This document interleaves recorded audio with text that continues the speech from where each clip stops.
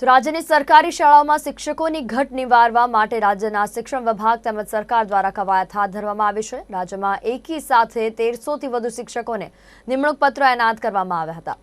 સરહદી કચ્છ જિલ્લામાં પણ ઐતિહાસિક કહી શકાય તેટલા 299 શિક્ષકોને રાજ્યમંત્રી સહિતના મહાનુભાવોના હસ્તે નિમણૂક પત્રો આપવામાં આવ્યા હતા। કાર્યક્રમના અધ્યક્ષ સ્થાનેથી રાજ્યમંત્રી વાસણભાઈ આહિરે જિલ્લાના શિક્ષણ વિભાગને સુંદર કામગીરી કરવા બદલ અભિનંદન પાઠવ્યા।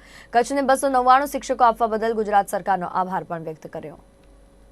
ત્યારે કચ્છમાં એના લગભગ 33% જેટલા એટલે કે 354 વિદ્યાર્થીઓને ઉમેદવારોને આના કોલ લેટર મોકલવામાં આવ્યા હતા।